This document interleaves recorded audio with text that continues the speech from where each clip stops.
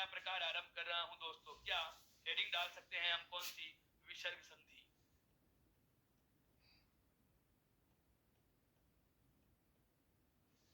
अर्थात संधि का अंतिम और तीसरा प्रकार कौन सा है दोस्तों? विसर्ग संधि। अब इसको बहुत आराम से समझिए। विसर्ग संधि किसे कहते हैं, इसकी परिभाषा क्या होती है, कितने इसके प्रकार बनेंगे, कितने इसके नियम बनेंगे, यह मैं आपके सामने एक खाका प्रस्तुत कर रहा हूं। बिल्कुल आपके सामने एक परफॉर्मा रख रहा हूं इसका। जब विसर्ग संधि के हम नियम पढ़ेंगे, उदाहरण पढ़ेंगे, वो बाद की बात है। मैंने आपको बताया था कि संधि किसी भी प्रकार की हो, चाहे वो स्वर हो, चाहे वो व्यंजन हो, चाहे वो विसर्ग हो, अभी हमें इनकी परिभाषा के साथ जो इनके पहलू जुड़े हुए होते हैं वह समझ में नहीं आता तो नियम कभी समझ में नहीं आता। विसर्ग संधि की परिभाषा के अनुसार हम बात करें तो विसर्ग संधि क्या कहना चाहती है, समझिए। इस विसर्ग संधि की परिभाषा को जानने से पहले आपको मैं कहूं कि हमने आरंभ की कक्षा में जब संधि की परिभाषाएं हमने पढ़ी, उस समय जब संधि के हमने 3 प्रकार निकाले थे, उस समय आपको एक बात बताई थी, क्या कि वर्णों का जो योग होता है दोस्तों, वर्णों का जो योग होता है कितने प्रकार से होता है? 6 प्रकारों से होता है। कितने प्रकार से होता है दोस्तों? 6 प्रकार से होता है। अर्थात वर्ण आपस में योग करते हैं कितने तरीकों से? 6 तरीकों से। और वह 6 तरीके कौन से हैं? मैं एक बार वापस से दोहराना कर बिल्कुल बिल्कुल दोहरान कर रहा हूं। हो सकता है कि स्वर के साथ क्या जुड़े? स्वर जुड़े। और या फिर हो सकता है क्या कि स्वर के साथ में क्या जुड़े मित्रों? व्यंजन जुड़े। क्या जुड़े? व्यंजन जुड़े। या फिर हो सकता है मित्रों कि व्यंजन के साथ क्या जुड़े? व्यंजन के साथ में क्या जुड़े दोस्तों? स्वर जुड़े। या फिर हो सकता है दोस्तों व्यंजन के साथ में क्या जुड़ जाए? व्यंजन जुड़ जाए। क्या जुड़ जाए दोस्तों? व्यंजन जुड़ जाए।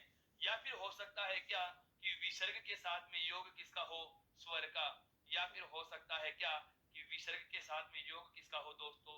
व्यंजन का। विसर्ग के साथ योग किसका हो? व्यंजन का। इस प्रकार से कहा जा सकता है, इस प्रकार से कहा जा सकता है क्या कि वर्णों का योग इन 6 प्रकारों से हो रहा है। हो सकता है स्वर स्वर से जुड़े या व्यंजन से, या फिर हो सकता है व्यंजन व्यंजन से जुड़े या स्वर से, या फिर हो सकता है विसर्ग स्वर से जुड़े या व्यंजन से। अब बात आती है कि इन 3 प्रकारों के, जो हम संधि के 3 प्रकार पढ़ते हैं, स्वर व्यंजन और विसर्ग, वह कहां से निकल के आए दोस्तों? वो इन्हीं प्रकार के 6 जो प्रकार के योग हैं यहीं से निकल के आते हैं। क्या क्या? सबसे पहला जो है क्या कि यदि दोनों तरफ स्वर ही स्वर का योग होता है मित्रों, तो वह कहलाता है स्वर संधि। वह क्या कहलाता है? स्वर संधि। अर्थात किसी शब्द को हम विच्छेदित कर रहे हैं, किसी शब्द का संधि विच्छेद कर रहे हैं, तो योग के चिन्ह के दोनों तरफ स्वर ही स्वर रहेंगे, तो ऐसी स्थिति का नाम होगा कौन सा दोस्तों? स्वर संधि। अभी अभी हमने जाना कि चाहे स्वर के बाद व्यंजन आए, चाहे व्यंजन के बाद स्वर आए, और चाहे व्यंजन के बाद व्यंजन आए, इस स्थिति का नाम होता है दोस्तों क्या? व्यंजन संधि का। क्या नाम होगा दोस्तों? व्यंजन संधि होगा। अब मैं बात करता हूं अंतिम स्थिति पे, और अंतिम स्थिति क्या कह रही है मित्रों कि चाहे विसर्ग के बाद स्वर आए और चाहे विसर्ग के बाद व्यंजन आए, विसर्ग के बाद स्वर या व्यंजन, इन दोनों में से कुछ भी आए दोस्तों, उसे कहा जाता है विसर्ग संधि। उसे क्या कहा जाता है दोस्तों? विसर्ग संधि कहा जाता है। अब आती है बात क्या कि सर हमें ये याद कैसे होगा? रटने की जरूरत नहीं है, हम ये चीज तो याद रखते हैं, बहुत पहले से पता होता है कि संधि के 3 प्रकार होते हैं, स्वर व्यंजन और विसर्ग। कैसे याद करोगे ये 6 प्रकार के योग? देखो, 2 बार इधर मैंने क्या लिखा है? स्वर।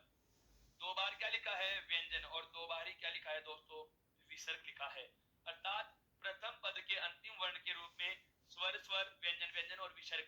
और इधर देखिए, एक बार स्वर है, एक बार व्यंजन है, एक बार स्वर है, एक बार व्यंजन है, एक बार स्वर है, और एक बार क्या है दोस्तों?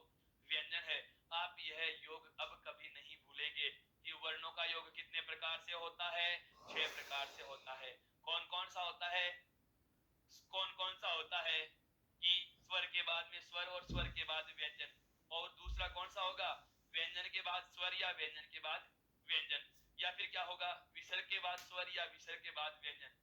अब यहां से मैं आपको थोड़ा सा डीप कॉन्सेप्ट पे लेके जा रहा हूं दोस्तों, थोड़ा सा गहराई की जानकारी दे रहा हूं। क्या इतनी बातें नहीं जानते हुए मैं ये भी तो कह सकता हूं, इधर देखो क्या लिखा, एक तो स्वर लिखा, एक क्या लिखा मित्रों? व्यंजन लिखा, और एक क्या लिखा दोस्तों? विसर्ग लिखा। ये लिखा है। बाद में स्वर के बाद में स्वर और व्यंजन दोनों को जोड़ा है, व्यंजन के बाद बाद में भी स्वर और व्यंजन दोनों को जोड़ा है, और विसर्ग के बाद में भी स्वर और व्यंजन दोनों को जोड़ा है, और स्वर और व्यंजन इन दोनों को हम एक नाम से भी तो संबोधित कर सकते हैं दोस्तों। इन दोनों का एक नाम होता है क्या? वर्ण। क्या होता है दोस्तों? वर्ण होता है। आप चाहो तो स्वर और व्यंजन अलग अलग न बोल करके क्या कह सकते हैं? वर्ण कह सकते हैं। जैसे छात्र और छात्राओं को, जैसे छात्र और छात्राओं को सामूहिक रूप में हम विद्यार्थी शब्द से संबोधित कर रहे हैं, छात्र और छात्राओं को हम क्या कर रहे हैं? विद्यार्थी शब्द से संबोधित कर सकते हैं। ठीक उसी प्रकार से स्वर और व्यंजनों को, इन दोनों को मिलाकर के हम क्या बोलेंगे? वर्ण बोलेंगे। क्यों? क्योंकि वर्ण के ही दोनों रूप हैं। स्वर भी एक वर्ण का प्रकार होता है दोस्तों, और व्यंजन भी क्या होता है? वर्ण का ही प्रकार होता है। तो मैं ये कह सकता हूं कि नहीं कि स्वर के साथ में भी वर्ण जुड़ते हैं, व्यंजन के साथ में भी वर्ण जुड़ते हैं, और विसर्ग के साथ में भी वर्ण जुड़ते हैं। वर्ण का मतलब स्वर भी जुड़ता है और व्यंजन भी। देखो, विसर्ग के साथ स्वर और व्यंजन दोनों, विसर्ग के साथ वर्ण यानी कि दोनों, उसके बाद व्यंजन के साथ में भी स्वर और व्यंजन दोनों, अर्थात व्यंजन के साथ वर्ण जुड़ रहे हैं। ऐसे ईश्वर के साथ में भी स्वर और व्यंजन दोनों अर्थात वर्ण जुड़ रहे हैं। यहाँ तक की बात आपके समझ में आई दोस्तों? आप चाहो तो इसका स्क्रीनशॉट ले सकते हैं। हालांकि ये चीज मैंने बहुत पहले भी बता दी थी आपको। स्क्रीनशॉट लीजिए इसका दोस्तों, ताकि मैं आगे बढ़ूं। अब आगे हमें पता चला कि विसर्ग संधि किसे कहा जाएगा। विसर्ग संधि किसे कहा जाएगा? तो विसर्ग संधि की परिभाषा में, विसर्ग संधि की जो परिभाषा है, इस परिभाषा में हमने केवल इतनी सी कहानी को जाना है दोस्तों। इस विसर्ग संधि की परिभाषा में हमने कितनी सी कहानी को जाना है? क्या जाना है? कि विसर्ग के बाद, कि विसर्ग के बाद में क्या आए दोस्तों? विसर्ग के बाद में क्या आए? स्वर आए। या फिर विसर्ग के बाद में क्या आए दोस्तों? व्यंजन आए। तो विसर्ग के बाद में चाहे स्वर आए चाहे व्यंजन आए, तो ओवरऑल मैं ये कह सकता हूं या नहीं कि विसर्ग प्लस वर्ण, विसर्ग के साथ में योग किसका हो? वर्ण का योग हो। वर्ण का मतलब क्या हुआ? कि विसर्ग के साथ में क्या जुड़ सकता है? स्वर जुड़ सकता है। या फिर विसर्ग के साथ में क्या जुड़ सकता है? व्यंजन जुड़ सकता है। उसे क्या कहा जाएगा दोस्तों? विसर्ग संधि कहा जाएगा। क्या कहा जाएगा? विसर्ग संधि कहा जाएगा। तो अब आप इस चीज से बहुत भली भांति परिचित होंगे कि विसर्ग संधि की परिभाषा क्या होगी। विसर्ग संधि की परिभाषा क्या होगी? तो परिभाषा हम बोलेंगे क्या? कि विसर्ग के साथ किसी वर्ण के योग से, विसर्ग के साथ किसी भी वर्ण के योग से होने वाले विकार का नाम ही दोस्तों क्या होता है? विसर्ग संधि होता है। विसर्ग के साथ किसी भी वर्ण के योग से होने वाले विकार का नाम ही क्या होता है? विसर्ग संधि होता है। अब इस विसर्ग संधि के कितने प्रकार होते हैं दोस्तों? तो बात की जाए मूल व्याकरण की, बात की जाए संस्कृत व्याकरण की, तो संस्कृत व्याकरण में या मूल व्याकरण में इसके दोस्तों तीन भेद होते हैं। एक होती है सत्व विसर्ग संधि, एक होती है उत्व विसर्ग संधि, और एक होती है ऋत्व विसर्ग संधि। लेकिन हिंदी में इसके हम कोई प्रकार नहीं मानते। हिंदी में हम सीधे ही इसके क्या पढ़ते हैं? कुछ नियम पढ़ा करते हैं। क्या पढ़ा करते हैं? नियम पढ़ा करते हैं। और वहां नियमों तक पहुंचने के लिए हमें जिस रास्ते को, बिल्कुल बिल्कुल जिस रास्ते को अपनाना होगा, मैं उस रास्ते की चर्चा करने वाला हूं मित्रों। देखो, क्या परिभाषा ये कह रही है कि विसर्ग का योग किससे होगा दोस्तों? वर्ण से होगा। विसर्ग का योग किससे होगा दोस्तों? वर्ण से होगा। अब विसर्ग का योग वर्ण से होगा, तो मैं, अब हमें पता है वर्ण का मतलब क्या है? स्वर और व्यंजन। मैं इसी सूत्र को देखो कैसे कैसे बदलते बदलते आपको वहां ले आऊंगा जहां से नियम शुरू करेंगे। मैं एक तो कह सकता हूं ना कि विसर्ग और विसर्ग के साथ में योग किसका करना है दोस्तों? वर्णों का। वर्ण कितने हैं? 11 और 33। ये क्या लिख दिए मैंने? ये क्या लिख दिए मैंने? हमें पता है स्वर कितने होते हैं? 11। और व्यंजन कितने होते हैं दोस्तों? 33। अर्थात हम अगला तथ्य क्या लेंगे? विसर्ग के साथ में कितनों को जोड़ना है दोस्तों? 44 को जोड़ना है। 44 को ही क्यों जोड़ना है? इसकी भी वजह समझिए। परिभाषा क्या कह रही है? विसर्ग संधि की परिभाषा में हम क्या पढ़ते हैं कि विसर्ग के साथ स्वर या व्यंजन के योग से, विसर्ग के साथ वर्ण के योग से, यहाँ पर कोई निश्चित स्वर या व्यंजन का जिक्र नहीं हुआ, इसका मतलब कोई सा भी हो सकता है। बहुत आराम से समझना इस बात को। परिभाषा क्या कह रही है कि विसर्ग के बाद योग किसका होगा? वर्ण का होगा। विसर्ग के बाद योग किसका होगा? स्वर और व्यंजनों का होगा। तो स्वर कितने होते हैं दोस्तों? 11। स्वर कितने होते हैं दोस्तों? 11। और व्यंजन कितने हैं? 33। कुल योग कितना है? 44। और इन 44 में से कोई सा भी हो सकता है। इसलिए मैं कह रहा हूं कि हमें 44 के 44 वर्णों को जोड़ना है। या मैं कहूं कि विसर्ग के साथ 44 के 44 वर्ण जुड़ेंगे। क्या जुड़ेंगे? 44 के 44 वर्ण। देखो इतनी बड़ी परिभाषा को हमने कितना छोटा रूप दिया। सबसे पहले हमें पता चला विसर्ग के साथ वर्ण यानी कि स्वर या व्यंजन के योग को विसर्ग संधि कहते हैं। फिर इसी का हमने दूसरा रूप अपना लिया, क्या कि विसर्ग के साथ 11 स्वर और 33 को जोड़ना है। फिर मैंने कहा क्या कि विसर्ग के साथ हमें कुल 44 वर्णों का योग करना है। अब एक अनछुआ पहलू आपको फिर बताने वाला हूं दोस्तों। क्या हमें पता है विसर्ग होता है अयोगवाह्य वर्ण। विसर्ग क्या होता है इधर समझिए, विसर्ग और अनुस्वार, विसर्ग और अनुस्वार इन दोनों वर्णों को हमने एक नाम दिया था। अनुस्वार और विसर्ग को कहा जाता है दोस्तों अयोगवाह्य। क्या कहा जाता है दोस्तों? अयोगवाह्य। और अयोगवाह्य की पहली शर्त क्या होती है? स्वर के साथ प्रयुक्त होंगे। किसके साथ प्रयुक्त होते हैं? स्वर के साथ प्रयुक्त होते हैं, व्यंजन के साथ नहीं। व्यंजन के साथ ये जुड़ करके वहन नहीं होते, व्यंजन के साथ ये जुड़कर वहन नहीं होते, इसलिए इन्हें अयोगवाह्य कहा जाता है। तो मेरा कहने का मतलब यह हुआ कि चाहे बिल्कुल बिल्कुल मेरा कहने का मतलब यह हुआ कि चाहे स्वर जुड़े चाहे व्यंजन जुड़े, लेकिन इस विसर्ग से पहले क्या होता है? सदैव स्वर होता है। विसर्ग से पहले क्या होता है? सदैव स्वर होता है। क्यों? क्योंकि ये दोनों अयोगवाह्य होते हैं। चाहे अनुस्वार आए चाहे विसर्ग आए, अनुस्वार और विसर्ग सदैव किस पर लगे होते हैं? स्वर पे लगे होते हैं। अर्थात इस विसर्ग से ठीक पहला वर्ण यदि आपसे पूछा जाए, विसर्ग से ठीक पहला वर्ण यदि आपसे पूछ लिया जाए, यह चीज समझ में नहीं आ रही दोस्तों? बिल्कुल, क्योंकि मैंने पहले ही कहा अनछुआ पहलू बताने वाला हूं, अलग बात आ गई है। उदाहरण से समझो इसको, उदाहरण से समझो दोस्तों, आराम से समझिए इसको। क्या कहना चाहा है मैंने? मैं कह रहा हूं क्या कि विसर्ग से ठीक पहले सदैव क्या होता है? स्वर होता है। कैसे होता है इस बात को जानिए। जैसे मैंने शब्द लिखा है नमः, शब्द मैंने क्या लिख दिया दोस्तों?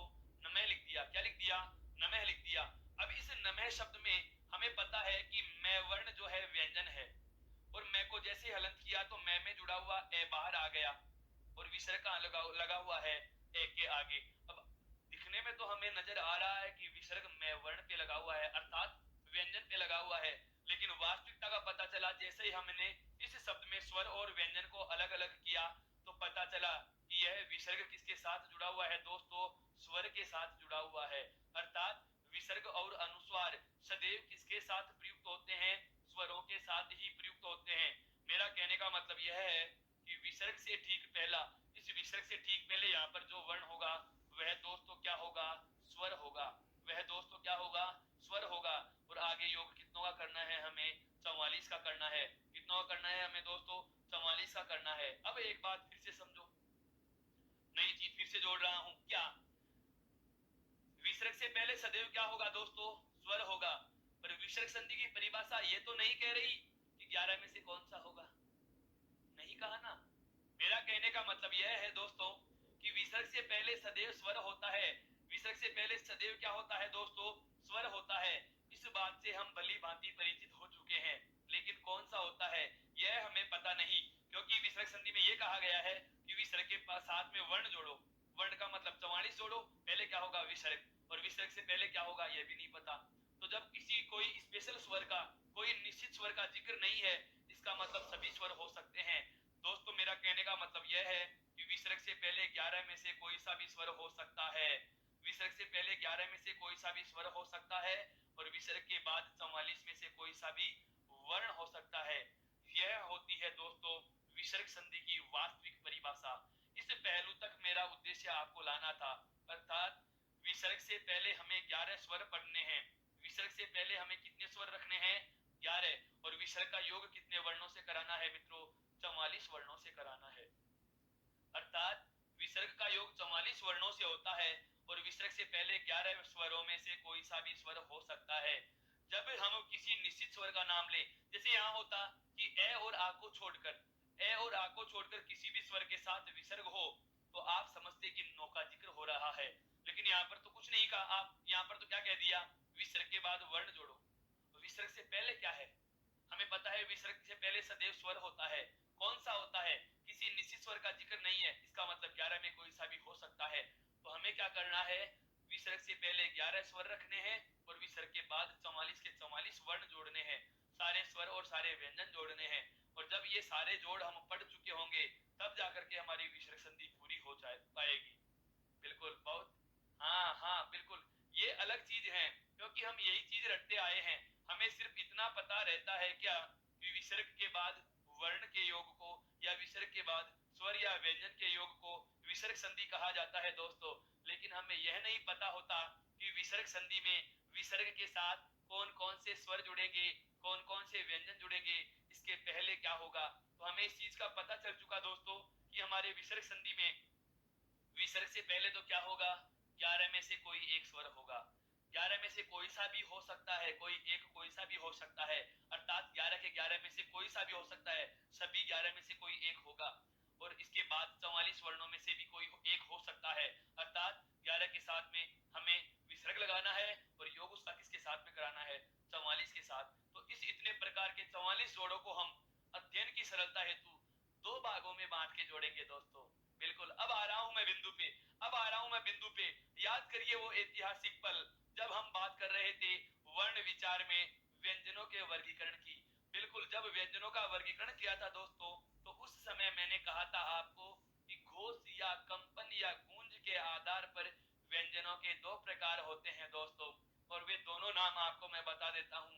एक नाम आपके सामने मैंने रखा था अघोष, और एक नाम बिल्कुल एक नाम से हम परिचित हुए थे, कौन सा, सघोष।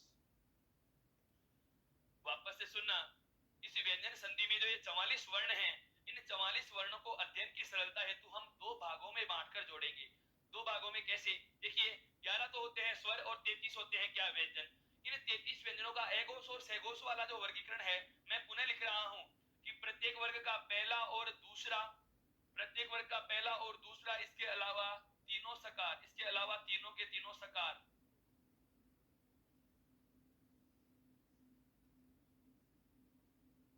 बताइए दोस्तों कितने वर्ण हो गए, कितने वर्ण हो गए। प्रत्येक वर्ग का पहला और दूसरा, हिंदी में वर्ग कितने होते हैं दोस्तों, 5। हिंदी में वर्ग कितने हैं, 5। क, च, ट, ट और प। और 5 वर्गों के कौन कौन से वर्ण ले लिए मैंने, पहला और दूसरा, अर्थात 5 दूनी 10। और ये कितने हैं, 3, अर्थात 10 और 3 13 वर्ण। कितने हैं दोस्तों, 13 वर्ण तो है हमारे पास, कौन से, अघोष। 13 हो गए कम। अब बात आती है सघोष की। सघोष कौन कौन से होते हैं, प्रत्येक वर्ग का तीसरा, चौथा, पांचवा, य, रे, ले, वे, है। ये तो है आपके क्या, व्यंजन। ये तो क्या है दोस्तों, व्यंजन। अभी तक केवल मैंने व्यंजनों का वर्गीकरण बताया है। गिन लो, देखिए 33 व्यंजन होते हैं या नहीं। 5 दूनी 10 और 3 कितने हो गए, 13। यहाँ पर देखो वर्गों के कितने लिए हैं हमने, 3। प्रत्येक वर्ग के 3 3, 5 वर्गों के कितने हो गए, 5 या 15 वर्ण तो ये हो गए। 15 के बाद में 16, 17, 18, 19 और 20। 20 और 13 कितने होते हैं दोस्तों, 20 प्लस 13 कितने होते हैं दोस्तों, 33 होते हैं। बताओ 33 व्यंजन आ गए या नहीं, आ चुके हैं। 33 का पता चल गया। अब बात आती है क्या कि सर 11 स्वरों की भी तो बात करनी है, 11 स्वरों का तो नाम ही नहीं लिया। तो ध्यान दे मित्रों, यहाँ पर मैं 11 स्वरों की भी बात कर लेता हूँ। सभी स्वर भी क्या होते हैं, सघोष होते हैं।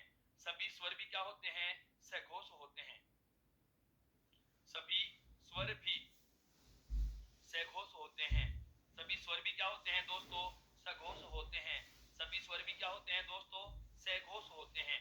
अब हमें पता चल चुका कि सघोष वर्ण 20 तो ये थे और 11 और, तो 20 प्लस 11 बराबर कितने होंगे दोस्तों, 31 हो गए।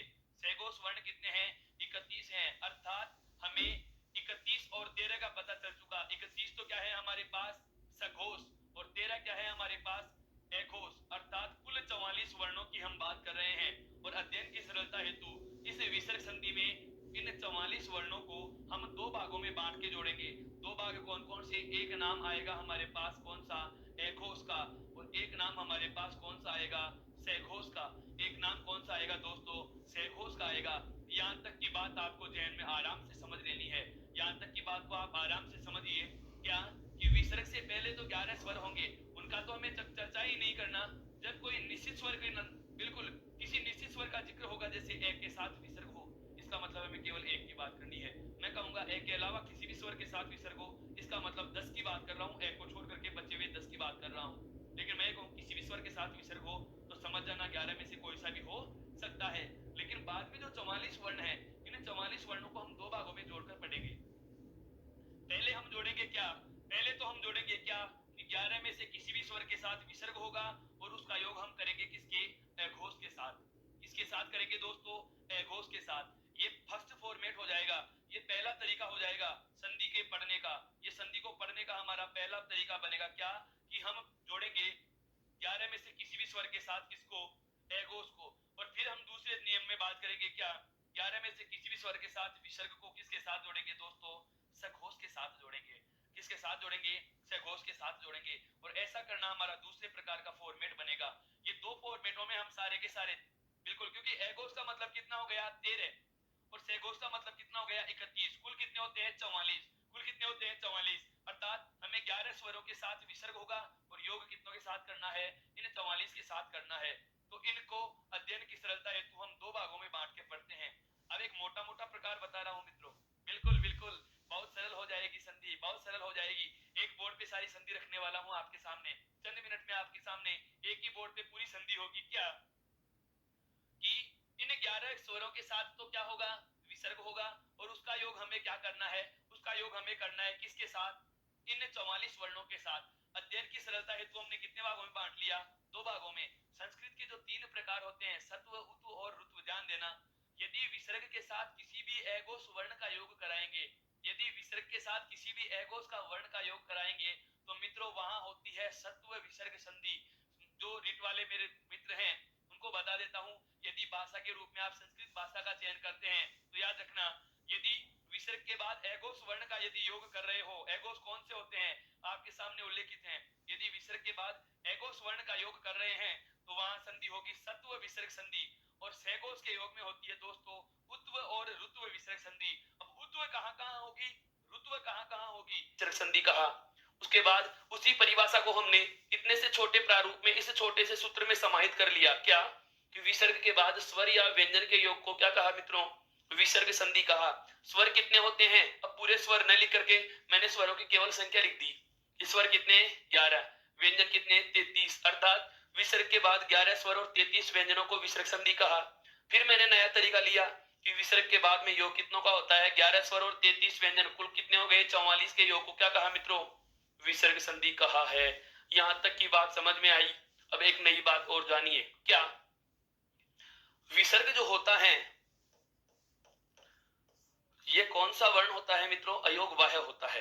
क्या होता है दोस्तों, अयोगवाह्य। बहुत धैर्य से समझिए इस चीज को, पूरी की पूरी संधि समझ में आ जाएगी। विसर्ग संधि पूरी एक बोर्ड पे क्लियर कराऊंगा, लेकिन उससे पहले जो आवश्यक चीजें हमें जानना आवश्यक है उन बातों पे हम प्रकाश डाल रहे हैं।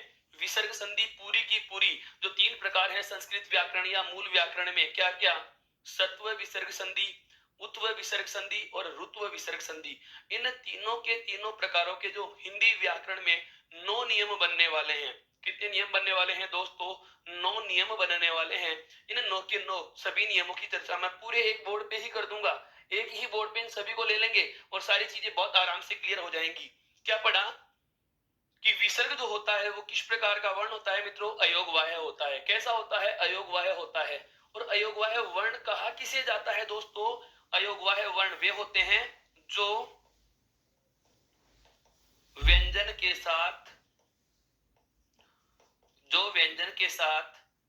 प्रयुक्त नहीं होते, जो व्यंजन के साथ प्रयुक्त नहीं होते।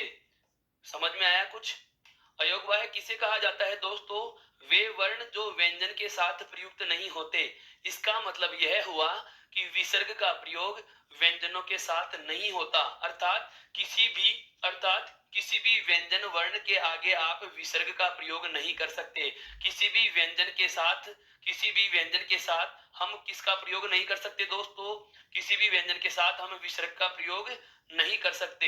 अर्थात विसर्ग से ठीक पहले सदैव किसका प्रयोग होगा दोस्तों, स्वर का प्रयोग होगा। इसका प्रयोग होगा दोस्तों, स्वर का प्रयोग होगा। अर्थात इन सभी सूत्रों में एक नई चीज जुड़ने वाली है, क्या, विसर्ग संधि की परिभाषा में हमें यह तो हर किताब ने बता दिया, क्या कि विसर्ग के बाद स्वर जुड़ेगा या व्यंजन जुड़ेगा। विसर्ग के बाद 11 स्वर और 33 व्यंजन जुड़ेंगे या विसर्ग के बाद 44 वर्ण जुड़ेंगे, लेकिन यह कोई किताब नहीं बता रही कि इस विसर्ग से ठीक पहले क्या होगा मित्रों। और ये चीज आपको मैं बता रहा हूं, विसर्ग से ठीक पहले क्या होगा, सदैव स्वर होगा। विसर्ग से ठीक पहले सदैव क्या होगा, स्वर होगा तो हमारा जो अगला तथ्य होगा, अगला जो कंसेप्ट आएगा, मैं इसी में वो चीज ऐड कर रहा हूं। देखो कैसे, मैं ये कह सकता हूं कि नहीं कि कोई भी स्वर होगा उसके बाद विसर्ग जुड़ा हुआ होगा और उसका योग 44 वर्णों से करना है। अगला चरण आ गया है हमारे पास, क्या कि किसी भी स्वर के साथ विसर्ग हो, किसी भी स्वर के साथ विसर्ग हो और उसका योग, किसी भी स्वर के साथ विसर्ग हो और उसका योग इन 44 में से किसी वर्ण के साथ भी हो जाता है तो उसे विसर्ग संधि कहा जाएगा। 44 वर्ण कौन से हैं? 11 तो स्वर और 33 आपके व्यंजन। इन 11 और 33 वर्णों के योग के अनुसार ही हमें क्या करना है, स्वर के साथ विसर्ग को जोड़ना है। और इस विसर्ग का जो भी बदलाव होगा, इस विसर्ग का जो भी बदलाव होगा वह बदलाव ही क्या कहलाता है दोस्तों? विसर्ग संधि कहलाता है। बहुत अच्छे से समझ में आ चुका दोस्तों, ये बात बिल्कुल आ चुकी। इसका आप स्क्रीनशॉट लीजिए। यह एक प्रकार से कौन सा टाइटल चल रहा है मित्रों? यह हमारा जो बिंदु है, इस बिंदु का नाम कौन सी संधि है दोस्तों? विसर्ग संधि है। कौन सी संधि है दोस्तों? विसर्ग संधि है। अर्थात विसर्ग संधि के अंतर्गत, विसर्ग संधि के अंतर्गत विसर्ग के बाद या तो स्वर जुड़ेगा या व्यंजन जुड़ेगा और विसर्ग से ठीक पहला जो वर्ण होगा वह क्या होगा दोस्तों? कोई स्वर होगा। 11 के 11 स्वरों में से कोई भी हो सकता है। आप किसी निश्चित स्वर का यहाँ कोई जिक्र नहीं कर रहे, 11 में से कोई सा भी स्वर हो सकता है। हाँ, यदि एक आधा ऐसा नियम भी आएगा हमारे पास, 9 नियम, जब हम इसके नियमों में अध्ययन करेंगे, क्या कि कुछ नियमों में मैं कहूंगा आपसे कि केवल ए या आ के साथ विसर्ग हो, तो ऐसी स्थिति में आप सभी स्वरों में से केवल कितनों को उठा लेंगे? 2 को उठा लेंगे। इस सूत्र को आप चाहो तो और छोटा बना सकते हो। क्या स्वर कितने हैं दोस्तों? 11। स्वर कितने हैं दोस्तों? 11। 11 के साथ क्या जुड़ा हुआ होगा? विसर्ग जुड़ा हुआ होगा। योग कितनों से होगा? 44 से। योग कितनों से होगा? 44 से। तो इस विसर्ग संधि का अंतिम जो नियम आ चुका है हमारे पास, क्या आ चुका है कि 11 स्वरों के साथ विसर्ग होगा और उसका योग किससे होगा दोस्तों? 44 वर्णों के साथ होगा। यह सारा का सारा मामला कौन सी संधि के अंतर्गत गिना जाएगा दोस्तों? विसर्ग संधि के अंतर्गत गिना जाता है। यह सारी बातें कौन सी संधि में शामिल की जाएंगी दोस्तों?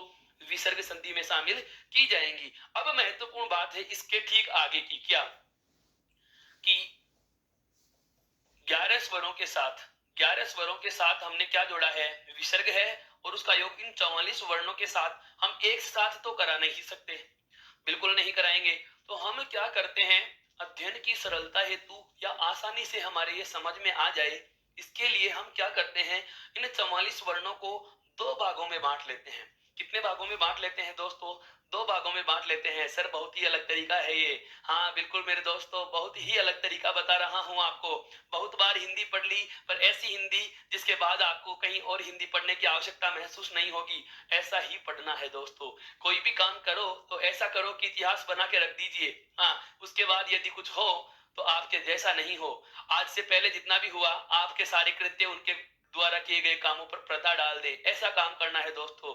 बिल्कुल यूनिक सोच होनी चाहिए, यूनिक सोच होनी चाहिए। मैं जो कर रहा हूं, आप जो कर रहे हैं, हम सभी का यही उद्देश्य होना चाहिए कि मैंने जैसा किया उसके पहले किया होगा, लेकिन मैं जैसा कर रहा हूं मेरे जैसा आज से पहले कभी नहीं हुआ, ऐसा मुझे करना है।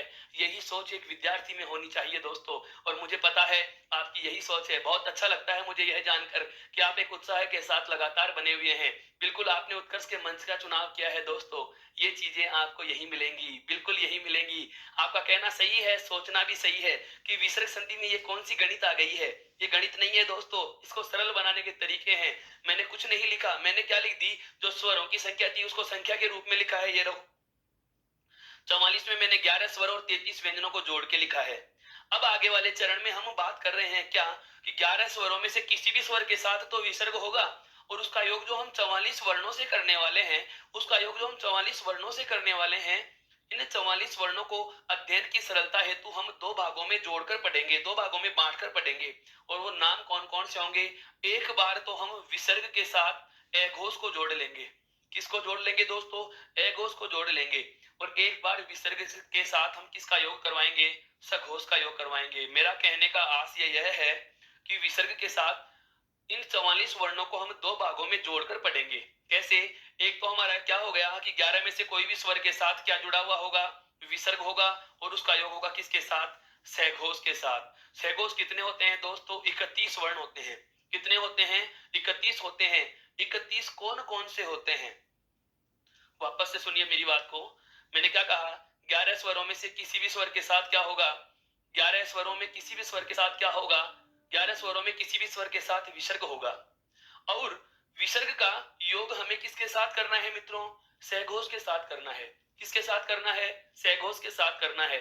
और सहघोष वर्णों की संख्या कितनी होती है दोस्तों? 31 होती है। कितनी होती है दोस्तों? 31 होती है। अब ये 31 कौन कौन से होते हैं यह भी एक बार जान लीजिए। प्रत्येक वर्ग का तीसरा, चौथा और पांचवा वर्ण, प्रत्येक वर्ग का तीसरा, चौथा और पांचवा वर्ण। हिंदी में व्यंजनों के 5 वर्ग होते हैं दोस्तों। कौन कौन से वर्ग होते हैं मैं यहां लिख रहा हूं, जरा एक बार आपका ध्यान इधर आ जाना चाहिए। क, च, त, त और प, ये 5 वर्ग हैं। इन सभी वर्गों में 5-5 वर्ण होते हैं। इन पांचों वर्गों के 5-5 जो वर्ण हैं उनमें अंतिम के 3-3। कौन कौन सा? तीसरा, चौथा और पांचवा। इसके साथ साथ य, र, ल और व, इन चारों वर्णों को अंतस्थ के नाम से जानते हैं। और एक ऊष्म वर्ण इसमें और शामिल करना है दोस्तों। कौन सा? है वर्ण शामिल करना है। कौन सा वर्ण शामिल करना है वर्ण शामिल करना है। और इसके अलावा सभी स्वर। ये क्या होते हैं दोस्तों? 31 वर्ण हो चुके हैं। आप जोड़ सकते हैं इनको। देखिए वर्ग कितने? 5। प्रत्येक वर्ग में से कौन कौन सा ले रहा हूं? तीसरा, चौथा और पांचवा। अर्थात 5 15 वर्ण तो हम यहां ले चुके। 15 के बाद में 16, 17, 18, 19 और 20। और 20 और 11 कितने होते हैं दोस्तों? 20 और 11 कितने होते हैं दोस्तों? 31। अर्थात एक बार तो हम इन 11 स्वरों के साथ विसर्ग होगा और इसका योग 31 अर्थात सहघोष वर्णों से करेंगे। और एक बार इसका योग हम किसके साथ में करेंगे? अघोष के साथ। अर्थात जो फॉर्मूला बनेगा वह क्या बनेगा? 11 में से किसी भी स्वर के साथ विसर्ग होगा और उसका योग अघोष वर्ण से होगा। किससे होगा दोस्तों? अघोष वर्ण से होगा। अघोष वर्णों की संख्या यदि आपसे पूछी जाए तो जवाब सदैव कितना दोगे? 13 देंगे। कितना देंगे? 13 देंगे। क्यों देंगे? 44 में से 31 हटा देंगे तो कितना बचता है शेषफल मित्रों? 13 ही बचता है। 13 कौन कौन से होंगे? 13 कौन कौन से होंगे दोस्तों? ध्यान देना। यहाँ पर वर्गीय वर्णों में से कौन सा लिया? तीसरा, चौथा और पांचवा। तो देखिए मित्रों यहाँ पहला बचा हुआ है और दूसरा बचा हुआ है। 5 वर्गों के 10 वर्ण तो ये हो चुके। इसके अलावा देखो वर्गीय पूरे हो गए, अंतस्थ वर्ग यहाँ आ चुका है। लेकिन ऊष्म वर्णों में से केवल मैंने एक वर्ण लिया है। ऊष्म वर्णों में से मैंने केवल एक वर्ण लिया है दोस्तों। कौन सा? है वर्ण। तो तीनों सकार बचे हुए हैं। कौन कौन से? आपका तालव्य सकार, मूर्धन्य सकार और दंत्य सकार। तो 3 ये से और जोड़ लेंगे तो 10 और 3, 10 और 3 कुल कितने हो गए दोस्तों? ये 13 वर्ण क्या होते हैं? अघोष। अर्थात विसर्ग संधि में अध्ययनता की सरलता हेतु इन 44 वर्णों को हमने 2 भागों में बांटकर जोड़ना चाहा है। उनमें एक नाम होगा विसर्ग के साथ अघोष का योग और एक नाम होगा विसर्ग के साथ सघोष का योग। सघोष कौन कौन से हैं और अघोष कौन कौन से हैं यह भी आपके सामने दोस्तों उल्लेखित हैं। अब एक बार आप इसका स्क्रीनशॉट लीजिए, ताकि हम आगे बढ़ सकें।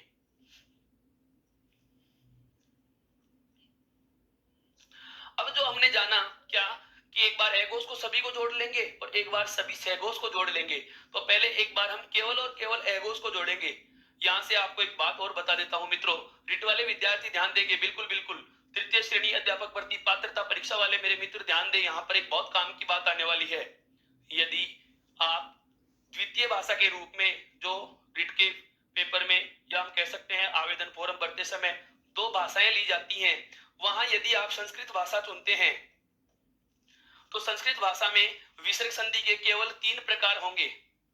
कितने प्रकार होंगे दोस्तों? 3 प्रकार होंगे। और 3 प्रकारों के नाम होते हैं, एक होती है सत्व विसर्ग संधि, एक होती है ऋत्व विसर्ग संधि और एक होती है दोस्तों उत्व विसर्ग संधि। यदि आप अघोष को जोड़ते हो तो इसे कहा जाता है सत्व विसर्ग संधि। क्या कहा जाएगा दोस्तों, सत्व विसर्ग संधि। और सहघोष के 31 में दो प्रकार निकल के आते हैं आपका, एक तो आता है दोस्तों रुत्व और एक आता है दोस्तों आपका उत्व। अब ये सत्व क्या होता है, रुत्व क्या होता है और उत्व क्या होता है, इसकी चर्चा भी हम करेंगे। हालांकि ये है संस्कृत व्याकरण का पाठ, पर इसका इशारा मैं आपको देता रहूंगा, समय समय पर इनका आपको संकेत देता रहूंगा, ताकि आप इसको पहचानने में आसानी महसूस करोगे। आगे बढ़ते हैं दोस्तों, ध्यान दें। अब तो हमने क्या किया है, अध्ययन की सरलता हेतु हमने क्या किया है, अध्ययन की सरलता हेतु इन 44 वर्णों को दो भागों में बांट लिया। अब मैं योग करवाने वाला हूं किसका, अघोष का। और अघोष कौन कौन से हैं दोस्तों, देखिए, एक तो प्रत्येक वर्ग का पहला और दूसरा वर्ण अभी अभी मैंने आपको बताया, इसके अलावा तीनों से, इनको मैं लिखूंगा एक बार। देखो, जैसे क वर्ग का क और ख को जोड़ना है, च वर्ग के च और छ को जोड़ना है, ट वर्ग के ट और ठ को जोड़ना है, त वर्ग के त और थ को जोड़ना है, तथा प वर्ग के प और फ को जोड़ना है। हिंदी में ये 5 वर्गों के प्रथम दो दो वर्ण मैंने यहाँ आपके सामने लिख दिया है दोस्तों। बिल्कुल बिल्कुल ध्यान देने वाली बात है ये। कौन कौन से वर्ग के, क, च, ट, त और प वर्ग के प्रथम दो दो वर्ण। क्यों, क्योंकि प्रत्येक वर्ग का पहला और दूसरा क्या होता है दोस्तों, अघोष होता है, ये अघोष हो गए। इसके अलावा तीनों से, ये तीनों के तीनों से, इन्हें भी हम जोड़ेंगे, क्योंकि अघोष का मतलब क्या हो गया, पहला दूसरा और ये तीनों से। इनका योग हमें किसके साथ करना है दोस्तों, विसर्ग के साथ में करना है। तो देखो, ये जो ऊपर ही ऊपर हम संकर वाला से बोलते हैं, इसको हम इस तालव्य वर्ग के सामने लिख देंगे। जो षटकोण वाला से होता है उसको मैंने मूर्धन्य वर्ग के सामने लिखा है, और जो स्लेट वाला से होता है उसको मैंने दंत्य वर्ग के सामने लिखा है। ये कुल 13 वर्ण है। ये कुल कितने वर्ण है दोस्तों, 13 वर्ण है। इन 13 वर्णों को नाम क्या दिया जाता है दोस्तों, अघोष नाम दिया जाता है। इन अघोष को जोड़ना बता रहा हूं, ध्यान से समझना। आपके जहन में सवाल आ रहा होगा कि सर मैंने इन तीनों को, बिल्कुल आपके दिमाग में एक सवाल आ रहा होगा क्या, कि सर आपने इन तीनों से को इन तीन के सीध में ही क्यों लिखा। यहां भी आपके उच्चारण स्थान काम आते हैं मित्रों। उच्चारण स्थान होते हैं 5। सबसे पहला कौन सा, कंठ। दूसरा कौन सा होता है, तालु। उसके बाद में आते हैं मसूड़े, फिर आता है दोस्तों दंत, अंतिम आता है कौन सा, ओष्ठ। अर्थात क्रम क्या हो जाएगा, सबसे पहला वर्ग कौन सा है, कंठ्य वर्ग है। उसके बाद में दोस्तों दूसरा वर्ग कौन सा होता है, तालव्य होता है। फिर तीसरा कौन सा होता है दोस्तों, मूर्धन्य होता है। चौथा कौन सा होता है दोस्तों, दंत्य होता है। और पांचवा कौन सा होता है मित्रों, ओष्ठ्य होता है। कौन सा होता है, ओष्ठ्य।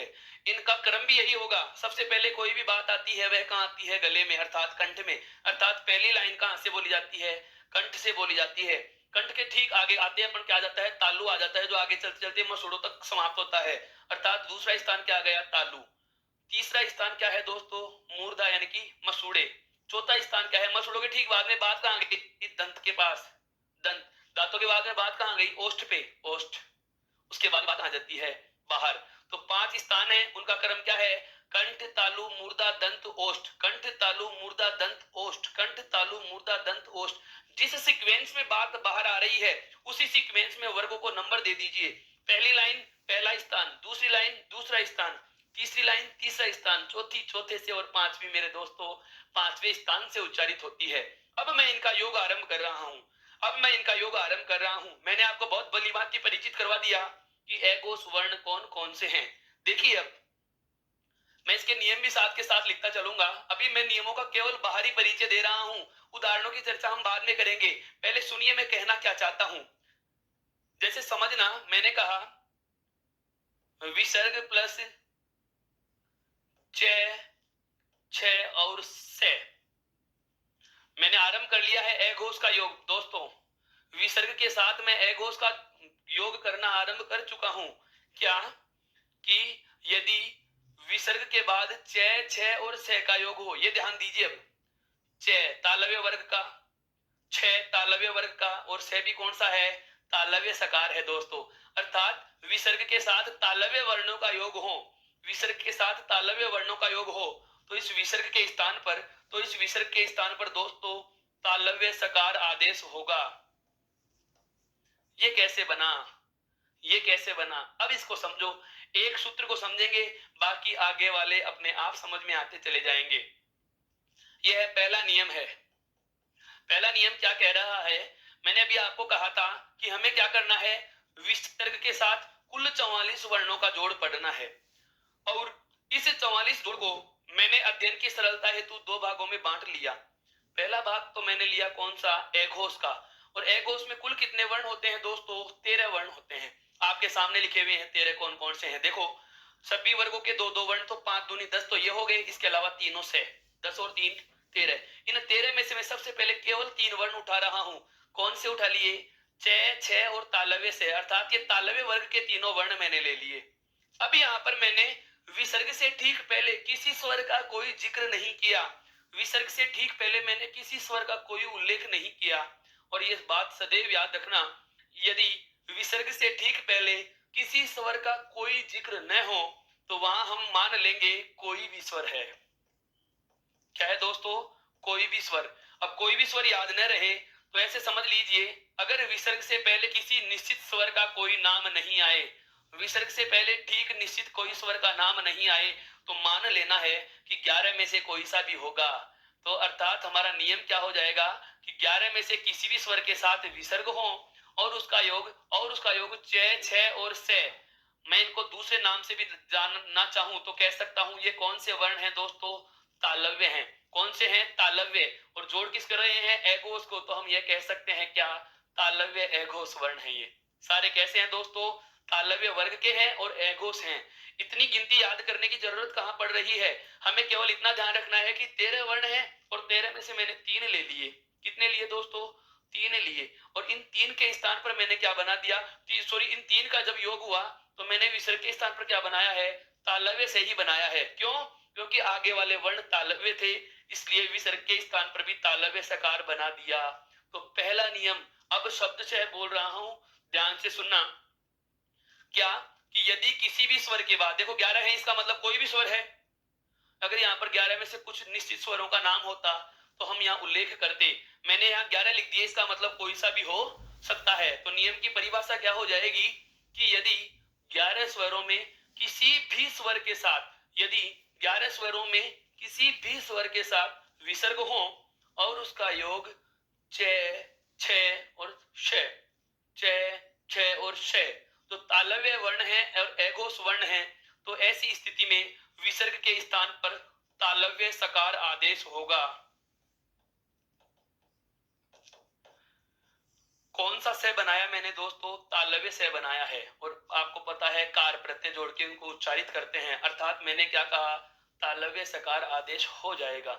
यहां तक की बात आपको समझ में आ चुकी। अब मैं बात करता हूं आगे की। एक वर्ग मैंने जोड़ लिया है मित्रों, तालव्य वर्ग को मैं जोड़ चुका हूं। अब बचे हुए आगे के वर्ग की बात करता हूं। नियम नंबर 2,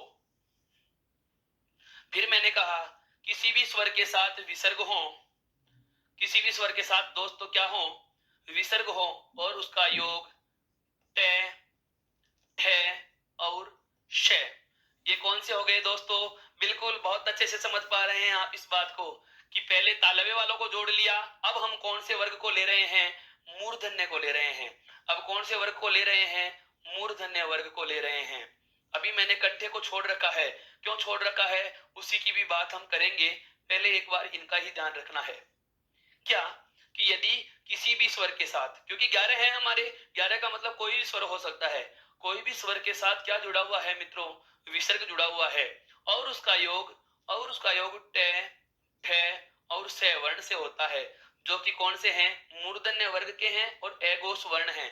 तो नियम क्या हो जाएगा दोस्तों, नियम हमारा बन रहा है क्या, कि यदि किसी भी स्वर के साथ विसर्ग है और उसका योग ट, ठ और से, अर्थात मूर्धन्य एघोष वर्णों से होता है, तो अब आप बताएं मुझे, आप बताएं क्या, कि विसर्ग के स्थान पर क्या बनेगा। बताओ दोस्तों, विसर्ग के स्थान पर क्या बनेगा। बिल्कुल बिल्कुल, आप सही दिशा में सोच पा रहे हैं। क्यों, जैसे आगे यहाँ हमने तालव्य वर्णों को जोड़ा था तो तालव्य से बनाया था, अब मूर्धन्य वर्णों को जोड़ रहे हैं तो विसर्ग का मूर्धन्य से बना लेंगे। क्या बना लेंगे, मूर्धन्य सकार बना देंगे। इतना दिमाग नहीं लगाना, इतना सोचने की आवश्यकता कहाँ आ रही है, संधि रटनी नहीं है, सरल बनानी है, समझनी है। कैसे, 11 में किसी भी स्वर के साथ विसर्ग है और उसका योग देखो तालव्य वर्णों से हो रहा है तो लास्ट वाला तालव्य से है, यहां पर लिख दिया। यहां पर मूर्धन्य है तो लास्ट वाला मूर्धन्य से यहां भी लिख दिया। अब मैं लिखने वाला हूं अगला नियम। अब मैं लिखने वाला हूं अगला नियम। और अगला नियम क्या है दोस्तों? ये नियम एक हो गया, ये दो। अब बात करते हैं तीसरे नियम की। तीसरा नियम जो मैं लिखने वाला हूं, ध्यान दें, 11 में से किसी भी स्वर के साथ क्या जुड़ा हुआ है मित्रों? विसर्ग जुड़ा हुआ है। 11 के 11 स्वरों में किसी भी स्वर के साथ क्या जुड़ा हुआ है दोस्तों? विसर्ग जुड़ा हुआ है। और उसका योग ते, थे और से। अब समझ गए होंगे आप ये कौन से वर्ण लिख चुका हूं दोस्तों? ये दंत्य वर्ण हैं। ये कौन से वर्ण हैं दोस्तों? ये दंत्य वर्ग के वर्ण आ चुके हैं। कौन से वर्ग के वर्ण आ चुके हैं? ये दंत्य वर्ग के वर्ण आ चुके हैं। दंत्य और अघोष आ चुके हैं मित्रों। अर्थात हमारा नियम क्या हो जाएगा कि यदि 11 में से किसी भी स्वर के साथ विसर्ग हो और उसका योग दंत्य वर्णों से होता है, तो आप बताएं जरा विसर्ग के स्थान पर कौन सा से लिखा जाएगा? कौन सा से लिखा जाएगा मेरे दोस्तों? बहुत अच्छे से समझना इस बात को। देखिए हमने क्या किया, 11 में से किसी भी स्वर के साथ जब विसर्ग था और तालव्य वर्णों से योग किया तो विसर्ग का तालव्य सकार बना दिया। मूर्धन्य वर्णों के साथ योग किया तो मूर्धन्य वर्ण बना दिया। यहाँ दंत्य वर्णों के साथ योग कर रहा हूं, यहाँ दंत्य वर्णों के साथ योग कर रहा हूं, तो विसर्ग का भी क्या बना लेंगे? दंत्य सकार बना देंगे दोस्तों। कौन सा सकार आदेश हो जाएगा? दंत्य सकार आदेश हो जाएगा। अभी तक हम केवल इन तीन वर्गों को जोड़ पाए हैं। कौन कौन से को? तालव्य को, मूर्धन्य को और दंत्य को। अर्थात इन तीन वर्गों का हम योग कर चुके हैं। अब हमारे पास इन तीन वर्गों को हटा देने के बाद दोस्तों एक वर्ग तो बचा हुआ है, कौन सा? कंठ्य। और एक वर्ग बचा हुआ है, कौन सा? ओष्ठ्य। कुल 13 अघोष वर्णों में ध्यान दे सभी के सभी 11 हैं। और इधर देखिए 3 और 3 6 और 3 9, कुल 13 में से मैं 9 का योग कर चुका हूं। अब केवल कितने बचे हुए हैं? 2। कौन कौन सा? क और ख तथा प और फ। अघोष में केवल 4 वर्ण और बचे हुए हैं, उनका भी योग करते हैं विसर्ग के साथ। आइए इधर मेरे साथ में।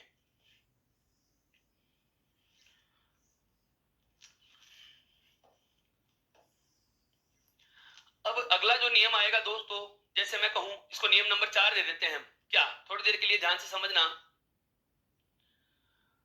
हमें योग करना है किसका? एक तो क का, एक ख का और एक पै का और एक फै का। इन 4 वर्णों को जोड़ना है हमें। किसके साथ जोड़ना है? विसर्ग के साथ जोड़ना है। किसके साथ जोड़ना है मित्रों? विसर्ग के साथ जोड़ना है। क्यों जोड़ना है? विसर्ग के साथ समस्त अघोष वर्णों का योग हम पढ़ रहे हैं और उसमें से हम देखो तालव्य वर्ग को, मूर्धन्य वर्ग को, तालव्य वर्ग को, मूर्धन्य वर्ग को और दंत्य वर्ग को जोड़ चुके हैं। अब 2 वर्ग और बचे रह गए। एक तो पहला कौन सा? कंठे बचा हुआ है। ये देखो दोनों कंठे वर्ग के हैं। और एक अंतिम वाला बचा हुआ है, कौन सा मित्रों? ओष्ठ्य बचा हुआ है। कौन सा बचा हुआ है दोस्तों? ओष्ठ्य बचा हुआ है। अब यहाँ पर जो ध्यान देने वाली बात है वह क्या है? ध्यान दीजिए कि विसर्ग के बाद इन चारों का योग हो रहा है, लेकिन हम यहाँ पर यह भी तो कह रहे हैं कि विसर्ग से पहले 11 में से कोई सा भी स्वर हो सकता है। यहाँ भी 11 में से कोई सा भी स्वर हो सकता है और यहाँ भी 11 में से कोई सा भी स्वर हो सकता है। लेकिन यहाँ पर जरा ध्यान रखना क्या कि विसर्ग से ठीक पहले ए आ के अलावा, ए आ के अलावा स्वर हो। यहां पर मैंने कुछ अलग बात लिख दी। क्या लिख दी दोस्तों? मैंने कहा भी था आपको कि जब किसी निश्चित स्वर का जिक्र नहीं होगा तो 11 में से कोई सा भी लिखा जा सकता है। अर्थात 11 का मतलब यह हुआ कि 11 में से यहाँ कोई सा भी स्वर हो सकता है, यहाँ भी 11 में से कोई सा भी स्वर हो सकता है, यहाँ भी 11 में से कोई सा भी स्वर हो सकता है। लेकिन यहाँ पर आप बताएं मैंने कितने स्वर लिखे दोस्तों? 9। कितने लिखे हैं? 9। इसका मतलब यहाँ से एक नियम और निकलेगा। क्या निकलेगा वह अभी मैं बताऊंगा, पहले इसी को समझो। हमारा जो नियम नंबर 4 बना रहे हैं, नियम नंबर जो 4 बना रहे हैं वह क्या कह रहा है कि ए आ के अलावा कोई भी स्वर है, ए और आ के अलावा कोई भी स्वर है और उसका योग, ए और आ के अलावा कोई भी स्वर है और उसका योग विसर्ग के साथ है तथा ये किसी भी कंठ्य और ओष्ठ्य अघोष के साथ जुड़ रहे हैं। ये दोनों वर्ण तो कौन से हैं? कंठ्य वर्ग के। ये दोनों वर्ग कौन से हैं? ओष्ठ्य वर्ग के और अघोष हैं। तो नियम क्या है? ध्यान से सुनना कि ए और आ के अलावा, ए और आ के अलावा किसी भी स्वर के साथ विसर्ग हो, ए और आ के अलावा किसी भी स्वर के साथ विसर्ग हो। हाँ, ए और आ हमने छोड़ रखा है मित्रों, अभी मैं लूंगा उनको। मैंने कहा विसर्ग से पहले 11 होंगे और विसर्ग के बाद पूरे 44 होंगे। पूरे 11 के साथ विसर्ग को 44 के साथ जोड़ना है। यहाँ पर देखो 11 के साथ 3 जोड़ लिए, 11 के साथ 3 जोड़ लिए, 11 के साथ 3 जोड़ लिए, यहाँ पर 9 के साथ ही जोड़ रहा हूं। इसका मतलब एक नियम और बनना है। वो एक नियम आपकी सुविधा के लिए चलो मैं लिख देता हूं क्या, कि ए और आई आ जाए मान लो, और उसके साथ में क्या आ जाए, विसर्ग आ जाए, और योग इन चारों से पढ़ेंगे। अब तो आपके जहन में कोई सवाल नहीं रहेगा मित्रों। ये दो नियम हम और पढ़ेंगे बस। अब कौन कौन सा, एक तो चौथा और एक पांचवा। चौथा नियम क्या कह रहा है कि ए और आ के अलावा 9 स्वर जो हैं उनमें से किसी भी स्वर के साथ विसर्ग जुड़ा हुआ है और योग कै खे और पै फे वर्णों से होता है मित्रों। तो ऐसी स्थिति में विसर्ग के स्थान पर, अब देखो यहां पर तो तालव्य वर्ग के स्थान पर तो तालव्य से कारक बना लिया क्योंकि तालव्य से होता है। मूर्धन्य के स्थान पर मूर्धन्य से बना लिया क्योंकि मूर्धन्य से होता है। दंत्य वर्ग में दंत्य से बना लिया क्योंकि दंत्य से होता है। लेकिन कंठे और ओष्ठ्य तो कोई से ही नहीं होता। कंठे और ओष्ठ्य कोई से नहीं है, तो हम क्या करेंगे, इधर से एक से लेंगे। कौन सा लेंगे, अगर ऊपर वाला लिया तो नीचे वाले दोनों दुखी, नीचे वाला लिया तो ऊपर वाले दोनों दुखी, अर्थात दोनों के छोड़ दो, मध्य का उठा लेंगे। कौन सा, मूर्धन्य सकार। कौन सा से लेंगे यहाँ पर, मूर्धन्य सकार। नियम को अब समझो, पूरा नियम अब हुआ है। ये नियम क्या कह रहा हूं, एक एक शब्द पे गौर करना, बहुत आराम से सुनिए मित्रों। क्या, कि यदि ए और आ के अलावा किसी भी स्वर के साथ विसर्ग जुड़ा हुआ है, ए और आ का मतलब क्या हुआ, 9 स्वरों के साथ विसर्ग जुड़ा हुआ है, और उस विसर्ग का योग कै खे और पै फे वर्णों के साथ होता है, तो ऐसी स्थिति में विसर्ग के स्थान पर मूर्धन्य सकार आदेश हो जाएगा। यह कौन सा से आदेश हो रहा है मित्रों, मूर्धन्य सकार आदेश हो जाएगा। कब होगा, जब विसर्ग से पहले न में से कोई, ए और आ के अलावा 9 में से कोई सा भी स्वर हो। जब विसर्ग से पहले यहाँ पर 9 में से कोई सा भी स्वर होता है, ए और आ को छोड़कर 9 में से कोई सा भी स्वर होता है, और उसका योग कै खे और पै फे वर्णों से होता है, तो ऐसी स्थिति में विसर्ग के स्थान पर मूर्धन्य सकार आदेश हो जाएगा। अब बात आती है, आप कहोगे सर मान लीजिए ए और आ के साथ में तो जो 9 स्वर है इनके साथ में विसर्ग था, तो आपने मूर्धन्य सकार बना लिया, लेकिन ए और आ ही आ जाए, आ गया ना यहाँ पे, ए और आ के साथ ही विसर्ग हो और उसका योग इन चारों से होता है। ये देखिए, ए और आ को जो आपने ऊपर छोड़ा था मैंने लिख दिया क्या, कि यदि ए और आ के साथ ही विसर्ग हो और उसका योग यदि इन चारों के साथ में होता है दोस्तों, तो इसे क्या करेंगे, इसे ध्यान दे देना मित्रों, बिल्कुल बहुत अच्छे से समझ में आने वाली बात लिख रहा हूं। ऐसी स्थिति में कहा जाता है प्रकृति भाव की संधि। केवल और केवल एक नियम, जब व्यंजन संधि आरंभ हुई थी उस समय मैंने आपके सामने 4 पारिभाषिक शब्द रखे थे। कौन कौन सा, आदेश, आगम, लोप और प्रकृति भाव। इन 4 शब्दों का मैं जिक्र कर चुका हूं आपके सामने। आदेश का मतलब होता है किसी वर्ण को बदलकर उसके स्थान पर दूसरा लिख देना। आगम का मतलब होता है अपनी तरफ से नया वर्ण जोड़ देना। लोप का मतलब होता है जो लिखा हुआ है उसे हटा देना। और जब आदेश अर्थात बदलाव, आगम का मतलब नया वर्ण जोड़ना और लोप का मतलब किसी वर्ण को हटाना, ये तीनों ही बदलाव न हो, अर्थात आदेश आगम और लोप कुछ भी बदलाव न हो, तो उसे कहा जाता है प्रकृति भाव। अर्थात जो जैसा है उसको वैसा का वैसा ही लिख देंगे। मित्रों, ए आ के साथ यदि विसर्ग हो और उसका योग कै खे पै और फे वर्ण से होता है, तो ऐसी स्थिति में हमें प्रकृति भाव की संधि माननी होगी। अर्थात उस पद में, उस शब्द में किसी भी वर्ण को न तो बदलेंगे, न कोई नया वर्ण लिखेंगे और न कोई वर्ण हटाएंगे, जो जैसा है उसको हूबहू वैसा का वैसा ही लिख देंगे। तो वापस से समझना, चौथा नियम क्या कह रहा था, कि ए और आ के अलावा जो 9 स्वर हैं उन 9 में से किसी भी स्वर के साथ विसर्ग जुड़ा हुआ है और उसका योग कंठे और ओष्ठ्य एघोष से होता है, अर्थात कै खे और पै फे वर्णों से होता है, तो विसर्ग के स्थान पर मूर्धन्य सकार होगा। फिर यहां से हमारा अगला नियम निकल गया कि ए और आ के अलावा 9 के साथ होगा तो आप विसर्ग का मूर्धन्य सकार बना दोगे, पर ए और आई आ जाए तो क्या करोगे। तो ऐसी स्थिति में हम क्या मानेंगे दोस्तों, प्रकृति भाव मानेंगे। क्या मानेंगे दोस्तों, प्रकृति भाव की संधि। केवल एकमात्र नियम पूरी संधियों में, चाहे वो स्वर हो, चाहे वो व्यंजन हो, चाहे वो विसर्ग हो, स्वर व्यंजन और विसर्ग तीनों प्रकारों में केवल एक नियम ऐसा आता है जहां दोस्तों हमें प्रकृति भाव की संधि माननी है, और वह कहां माननी है? यदि ए और आ के साथ विसर्ग जुड़ा हुआ है और उसका योग बिल्कुल, मैं उदाहरणों की बात नहीं कर रहा, मैं केवल एक बार आपके सामने नियमों का खाका प्रस्तुत कर रहा हूं। क्यों? क्योंकि एक बार इन 44 के 44 वर्णों को मैं जो दो भागों में बांटकर जोड़ने वाला हूं, वो दो भाग बता रहा हूं। अब आप एक चीज समझो, मैंने कहा था कि हम एगोस में अर्थात 13 वर्णों को, एगोस का मतलब यही तो आया था हमारा, ध्यान दो एक बार, पूर्व में हमने क्या पढ़ा कि एगोस का मतलब होगा 11 के 11 स्वरों के साथ तो विसर्ग होगा और उसका योग 13 वर्णों से पढ़ना है। किसके साथ में पढ़ना है? 13 वर्णों के साथ। जब सेगोस पढ़ेंगे तब कितने पढ़ेंगे? 31। ध्यान दीजिएगा, हमने 13 पढ़े कि नहीं पढ़े? देखो 3 और 3 6 और 3 9 तो यहाँ हो गए, और 9 से पहले 11 11 11 आ चुके हैं। लेकिन यहाँ पर देखा 9 और 4 13 तो हो गए, लेकिन इधर 11 नहीं हो रहे। पहले 11 नहीं हुए, पहले कितने रह गए? 9। तो जो 2 बचे हुए थे यहाँ लिख दिए। अब बताओ 11 के 11 स्वरों के साथ, ध्यान देना, 11 के 11 स्वर सभी में हो गए, यहाँ भी 11 है, यहाँ भी 11 है और यहाँ भी 11 है, और इन चारों से पहले 9 और 2 11 यहाँ भी हो चुके। 11 स्वरों के साथ विसर्ग जुड़ा हुआ है, बिल्कुल है या नहीं है दोस्तों? बिल्कुल है ना।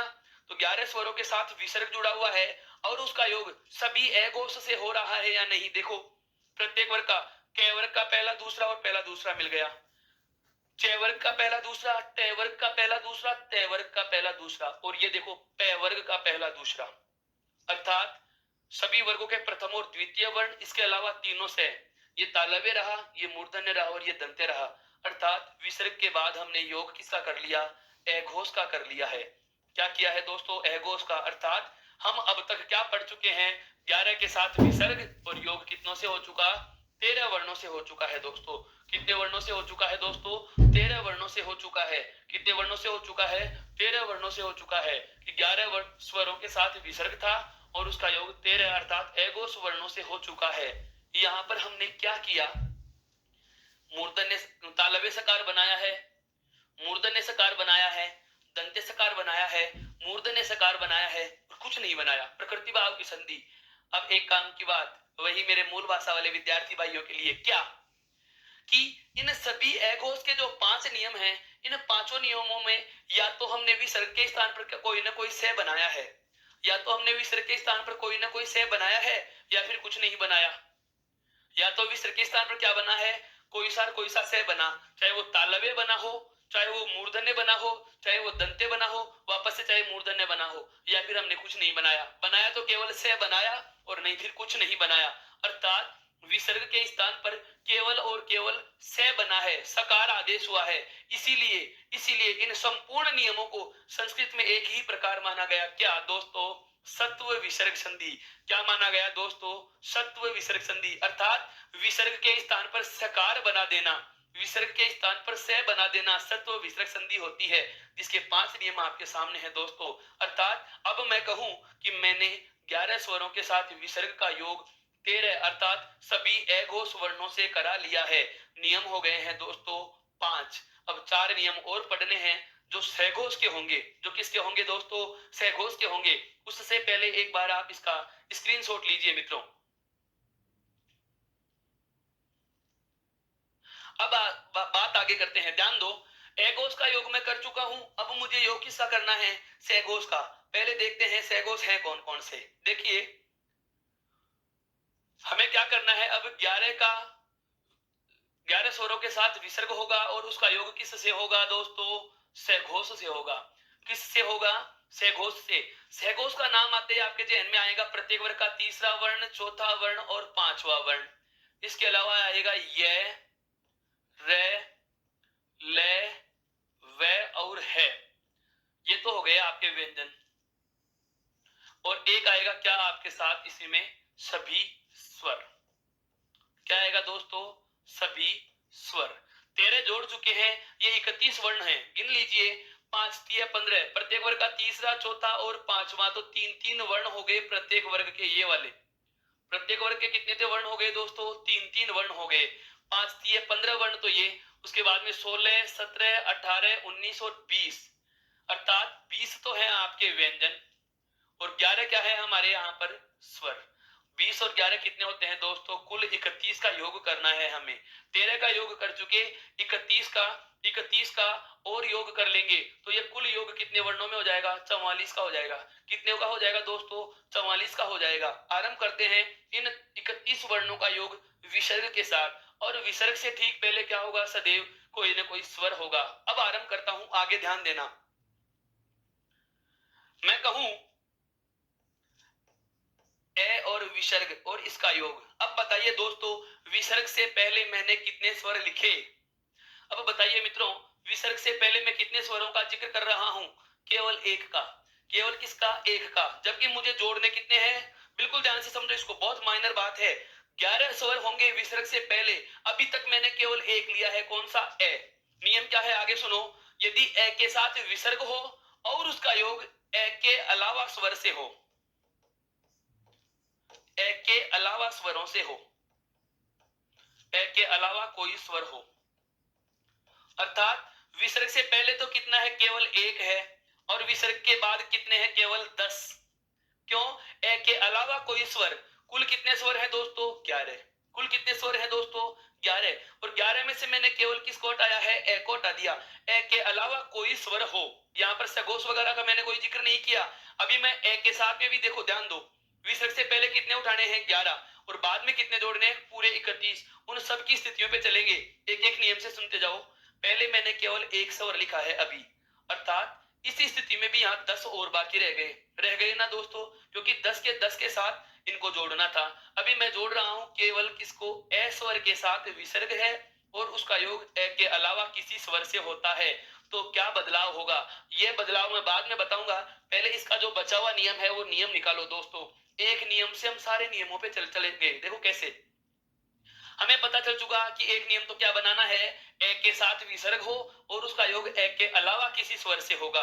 तो नियम क्या हो जाएगा? अगला नियम क्या हो जाएगा कि ए के साथ तो विसर्ग होगा और इधर ए ही आ जाएगा। बताओ, ए के साथ 10 तो ये हो गए और एक ये। ए विसर्ग के साथ 11 के 11 स्वर आए या नहीं आए?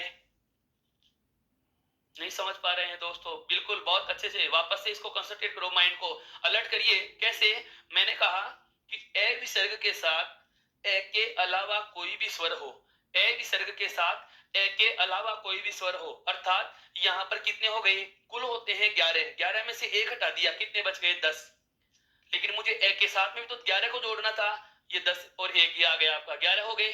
अच्छा, ए विसर्ग के साथ में भी 11 को स्वरों को तो जोड़ लिया। क्या व्यंजन जोड़ चुका मैं? नहीं जोड़ चुका।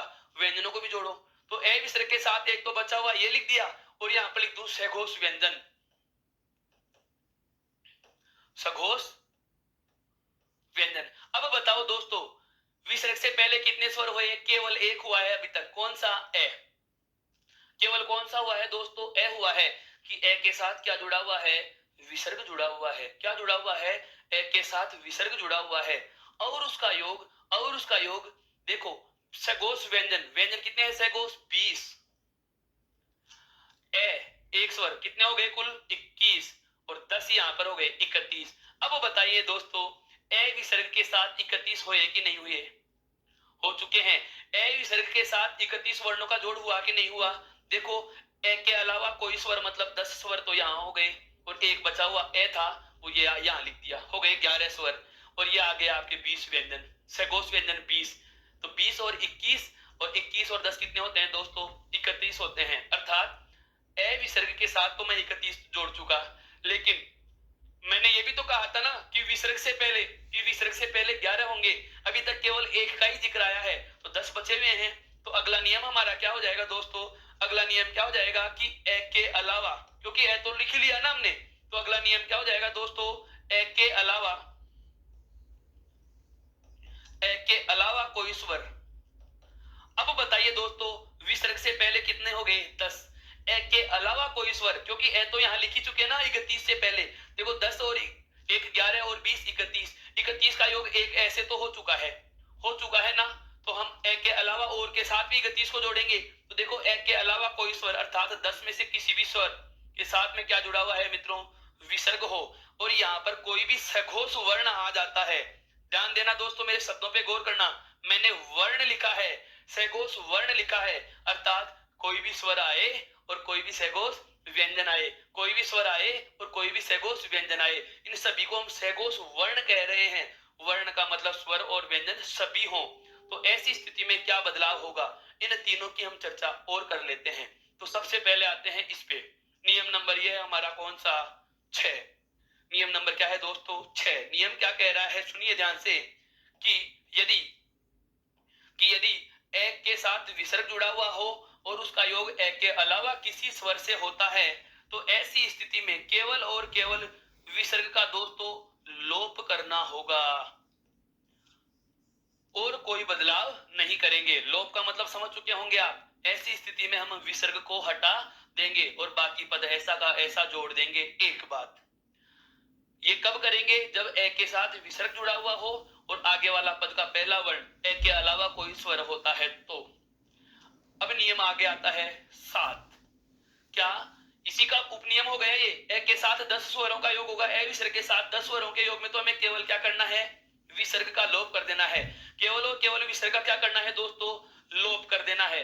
अब बात करते हैं और स्थितियां होंगी तो क्या करोगे, जब ए के साथ विसर्ग लगा हुआ हो और उसका योग ए या किसी सहघोष व्यंजन से होता है, तो इस विसर्ग के स्थान पर दोस्तों बनता है उ। क्या बनता है मित्रों, उ बनता है। क्या बनता है मित्रों, उ बनता है। वापस से सुनना, एक के साथ विसर्ग जुड़ा हुआ हो, एक के साथ विसर्ग जुड़ा हुआ हो और उसका योग एक के अलावा किसी स्वर से होता है, एक के अलावा किसी स्वर अर्थात 10 में से किसी भी स्वर के साथ होता है, तो ऐसी स्थिति में तो हमें क्या करना है, केवल और केवल विसर्ग का लोप कर देना है। बाकी पद हु बहू लिख देंगे, बाकी पद वैसा का वैसा लिख देंगे। लेकिन यहाँ पर आगे बात क्या आ गई कि एक के साथ तो विसर्ग जुड़ा हुआ हो और उसका योग ए यहाँ पर छूटा हुआ है ना, भी सहघोष वर्णों में 10 ही तो जोड़े हैं, यहाँ पे 21 और रह गए। देखो एक के अलावा कोई स्वर अर्थात कुल वर्ण कितने हैं यहाँ पे 10, लेने कितने हैं 31, तो बचे हुए 21 यहाँ गए, 1 और 20 21। तो ऐसी स्थिति में हम विसर्ग के स्थान पर क्या बना लेंगे दोस्तों, उ बना लेंगे। तो नियम क्या हो जाएगा, नियम क्या हो जाएगा कि यदि ए के साथ विसर्ग हो और उसका योग ए या किसी सहघोष व्यंजन से होता है, तो ऐसी स्थिति में विसर्ग के स्थान पर क्या बन जाता है मित्रों, उ बन जाता है। क्या बन जाता है, उ बन जाता है। अब आगे जरा ध्यान दे, इसी में इधर क्या लिखा हुआ था, ए, विसर्ग का क्या बना लिया, उ, और हमें पता है ए और उ जुड़ेगा तो मित्रों क्या बनेगा, ओ बनता है। क्या बनता है, ओ बनता है। तो इस संपूर्ण पद का अंतिम परिणाम हमें क्या प्राप्त हुआ, देखो ए का तो ए, विसर्ग का बना लिया उ, तो ए और उ जुड़ करके क्या बन गया, ओ बन गया।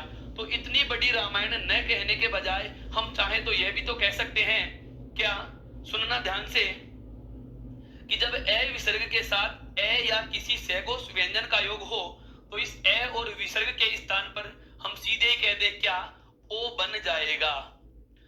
समझ में आया क्या मित्रों, क्यों ये बीच वाला चरण मैं बोलूंगा ही नहीं ना, जरूरत कहां पड़ रही है।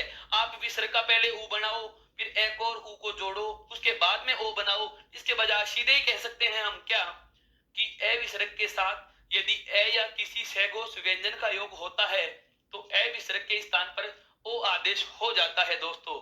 अब ध्यान दो, यहाँ पर विसर्ग का वैसे आपने वास्तव में बनाया तो हुई है ना, और विसर्ग का जो उ बनाते हैं यह कहलाती है मित्रों संस्कृत में उत्व विसर्ग संधि। क्या कहलाती है दोस्तों, उत्व विसर्ग संधि। रीट वाले विद्यार्थी ध्यान देंगे, संस्कृत में विसर्ग संधि का दूसरा प्रकार आपके सामने आ चुका है दोस्तों, क्या, कि यदि ए के साथ कोई स्वर ए स्वर के साथ विसर्ग है और उसका योग ए या किसी अन्य सहघोष व्यंजन से होता है, तो विसर्ग का उ आदेश हो जाएगा, विसर्ग उ में बदल जाता है, और ऐसा करना क्या कहलाता है, उत्व विसर्ग संधि कहलाता है। लेकिन बात करते हैं अपन हिंदी के नियम के अकॉर्डिंग, तो आप क्या कहेंगे, सीधी सी बात है क्या, कि यदि ए के साथ विसर्ग जुड़ा हुआ हो और उसका योग ए या किसी सहघोष व्यंजन से होता है, तो ऐसी स्थिति में ए विसर्ग के स्थान पर ओ आदेश हो जाएगा। अब बात करते हैं हम अगले नियम नंबर 8 की, ध्यान दीजिए दोस्तों। नियम नंबर 8 क्या कह रहा है, देखो हमने केवल ए को जोड़ा है 31 से, ये ए यहाँ पर कितनों से जुड़ा, 10 से, और ये यहाँ पर ए कितनों से जुड़ गया, 21 से। तो ए को तो 31 से जोड़ लिया, लेकिन पहले भी तो 11 स्वर होते हैं, अभी एक कोई जोड़ा है ए कोई, तो 10 बचे हुए हैं। यहाँ पर देखो मैंने यही लिखा है क्या, ए के अलावा कोई स्वर अर्थात 10 में से कोई भी हो, उसके साथ क्या जुड़ा हुआ है, विसर्ग जुड़ा हुआ है, और उसका योग किसी भी सहघोष वर्ण से हो। सहघोष वर्ण का मतलब 31 में से कोई सा भी हो सकता है। ऐसी स्थिति में दोस्तों विसर्ग के स्थान पर रे आदेश होता है दोस्तों। क्या आदेश होता है, रकार वर्ण यानी कि रेफ वर्ण रे आदेश होता है दोस्तों। क्या आदेश होता है, रेप वर्ण या रस्सी वाला रे आदेश हो जाता है दोस्तों। संस्कृत में रे बना देना कहलाती है ऋतु विसर्ग संधि। क्या कहलाती है दोस्तों? ऋतु विसर्ग संधि। और हिंदी में आपका ये हो गया है नियम नंबर 8। हिंदी में आपका हो गया है कौन सा? नियम नंबर 8। अब मेरे मित्रों आपसे मेरा एक सवाल है, जरा इसको गौर से देख करके एक चीज बताना। यहाँ पर अभी अभी हमने क्या पढ़ा था? विसर्ग के साथ पूरे के पूरे एगोस 13 जोड़ चुका हूं, 31 को जोड़ना और बाकी रहा। अब यहाँ पर ध्यान देकर के बताओ कि विसर्ग से पहले 11 हुए कि नहीं हुए? देखो, एक तो ये हो गया और 10 यहां हो गए। एक हो गया ना, ऐसे विसर्ग से ठीक पहले क्या है? ए। लेकिन विसर्ग के ठीक बाद 10 ही हुए थे, तो 21 और ले लिए ये लोग। तो बताओ विसर्ग से पहले एक हो चुका और 10 ये हो गए, तो विसर्ग से पहले 11 आए या नहीं? आ चुके हैं, बिल्कुल आ चुके हैं। अब आप बताइए विसर्ग का योग सभी 31 से हुआ कि नहीं हुआ? देखो, एक के साथ में तो 10 और 21 या 31 तो ये जुड़ गए, और बचे हुए 10 के साथ 31 यहां जुड़ गए, क्योंकि सैगोस वर्ण लिखा है मैंने। सैगोस वर्ण का मतलब स्वर और व्यंजन सभी में से कोई सा भी हो सकता है। तो एक के साथ में तो 31 इन दोनों नियमों में जुड़ चुके हैं, नियम नंबर 6 और 7 में। एक के साथ में देखो 10 और 21, 31 को जोड़ लिया मैंने, और बचे हुए 10 के साथ 31 को हमने इस नियम में जोड़ लिया। ये हो गई आपके सहघोष की संधि दोस्तों। ये कौन सी हो गई दोस्तों? सहघोष की संधि। अब यहां पर से एक छोटा सा नियम और निकालता हूं। याद करिए ऐतिहासिक पल। कौन सा? जिस समय हमने व्यंजन संधि में दो नियमों का परिचय लिया था, याद आ रहा है मित्रों? कौन सा? एक तो निरूपसर्ग के बाद में रे वर्ण था, और दोस्तों एक था दुरूपसर्ग के बाद में रे वर्ण। और उस समय भी मैंने कहा था कि ठीक इसी प्रकार के उदाहरणों की चर्चा मैं आपसे विसर्ग संधि में भी करूंगा, विसर्ग संधि में भी करूंगा। और विसर्ग संधि में जो इन नियमों की हम चर्चा कर रहे हैं, यहां से एक छोटा सा नियम निकाल रहा हूं दोस्तों। क्या? देखिए, इसको नियम नंबर 9 भी कह सकते हैं, आप इसे नियम नंबर 9 भी कह सकते हैं। वो नियम नंबर 9 क्या है? सुनना। यदि लघु ई या लघु ऊ के साथ विसर्ग जुड़ा हुआ है, दोस्तों बहुत महत्वपूर्ण नियम है, ध्यान रखना, विसर्ग संधि की दृष्टि से। और क्यों है? क्योंकि यहां से आपका उपसर्ग अलग तथ्य बयां करता है और संधि अलग तथ्य बयां करती है। देखो, निरुपसर्ग में ये नियम पढ़ चुके हैं और यही नियम यहां भी आ रहा है, इसलिए बता रहा हूं। दोनों संधियों में ये नियम प्रचलन में है। प्रश्न कैसे आएगा उसकी चर्चा हम बाद में करेंगे, पहले नियम समझिए, उसके बाद में आपके प्रश्न के तथ्य को क्लियर करूंगा। नियम क्या कह रहा है? सुनो, कि यदि लघु ई या ऊ के साथ विसर्ग हो और उसका योग रे वर्ण से होता है। दोस्तों इस नियम को जरा गौर से देखिए, क्या ये इस 8वें नंबर में से नियम में से निकलता है या नहीं? देखिए आराम से इस बात को पहले।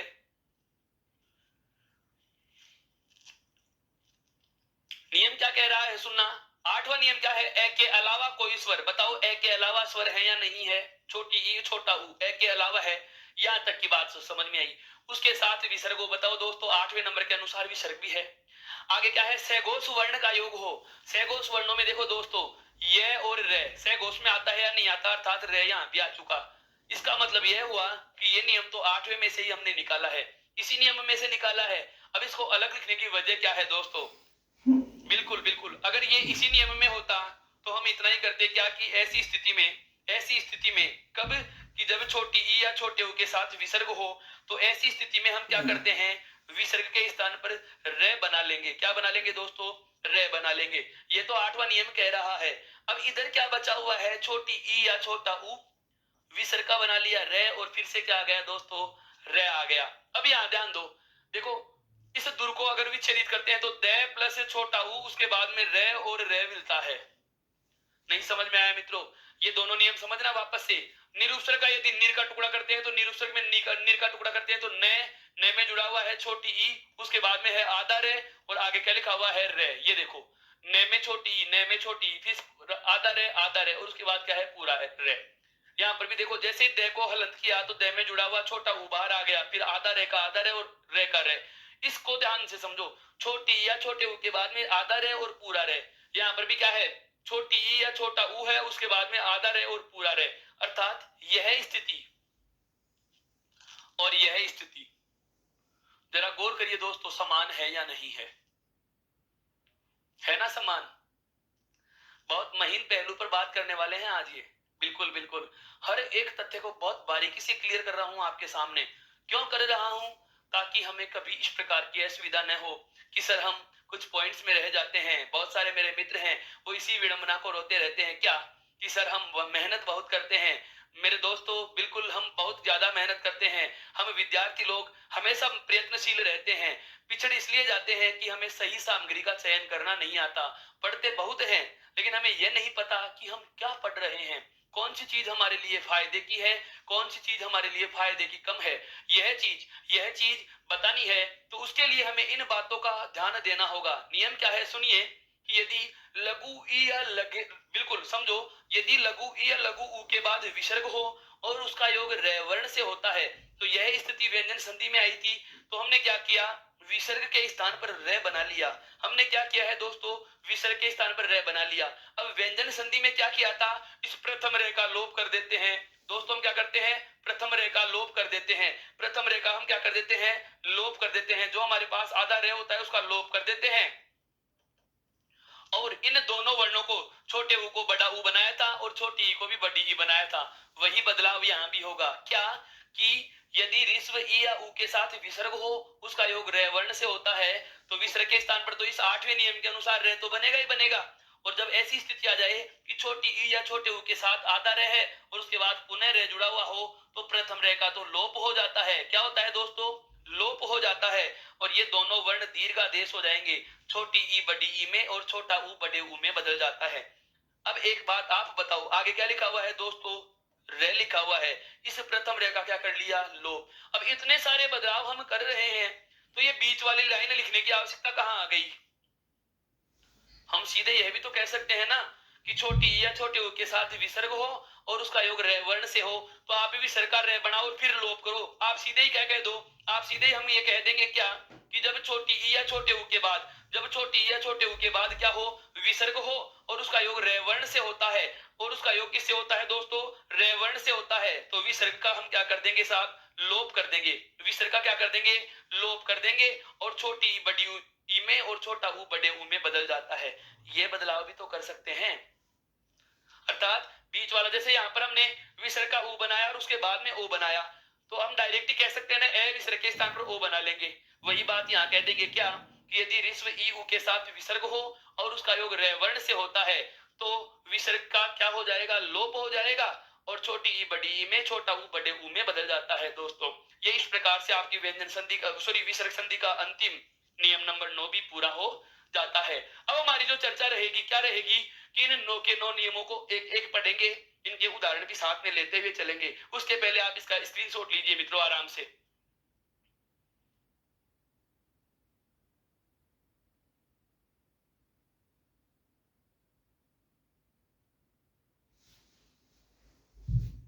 ध्यान दे मित्रों, आगे बढ़े। अब हमारे 9 नियम हमें पता चल चुके हैं। बिल्कुल देखो एक बार इधर, ये तो सारे के सारे एक घोष के नियम हो गए। कौन कौन सा, तालव्य सकार, मूर्धन्य सकार, दंत्य सकार, यहाँ पर मूर्धन्य और यहाँ पर प्रकृतिवाद की संधि। और अभी यहाँ पर पढ़ लिए हैं हमने कौन से, सहघोष के नियम। तो 5 तो है अघोष के और 4 हैं आपके कौन से, सहघोष के। कुल नियमों की संख्या हो गई है क्या, 9। अघोष में तो हमने केवल विसर्ग के स्थान पर क्या बनाया दोस्तों, से बनाया है। और सहघोष में क्या बना लिया, ऊ और रे बना लिया। ऊ को उत्व कह दिया और रे को रुत्व कह दिया।